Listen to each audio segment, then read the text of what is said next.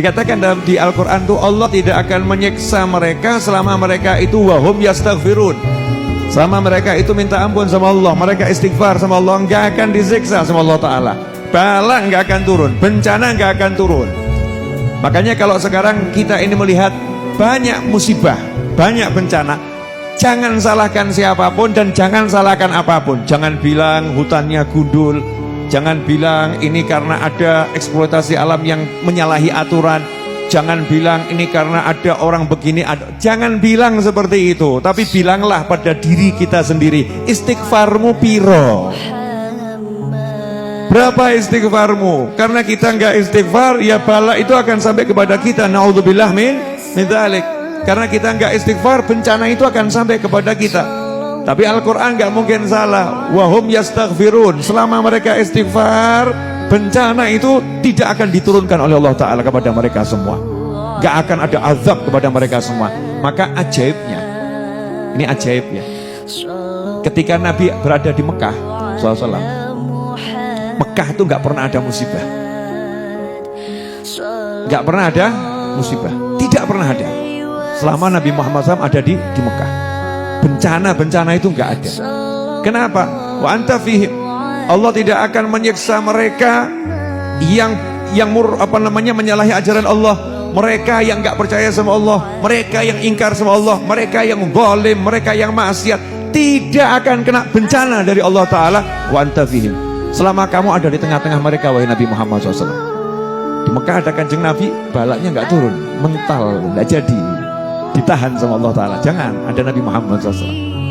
Kemudian Nabinya hijrah SAW dari Mekah pindah kemana? Madinah.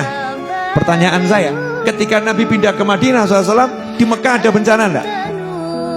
Padahal yang musuhin Nabi masih tinggal di Mekah, yang menghina Nabi ada di Mekah, yang mencaci maki ada di Mekah, yang merangi Nabi ada di Mekah, Nabinya ada di Madinah. Pertanyaan saya, apakah Mekah kemudian diturunkan bencana oleh Allah Ta'ala? Enggak ada bencana, enggak ada musibah. Padahal saat itu Mekah belum menjadi negerinya muslimin. Mekah menjadi kotanya orang-orang yang musuhi umat Islam, musuhi Allah Subhanahu wa Ta'ala. Kotanya orang-orang yang maksiat kepada Allah Subhanahu wa Ta'ala saat itu, ya, ketika ditinggal oleh Nabi Muhammad SAW.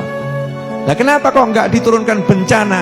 Kenapa enggak diluluhlantahkan? Kenapa enggak dimusnahkan? Kenapa enggak dihilangkan masyarakatnya yang betul-betul enggak sesuai aturannya Allah itu?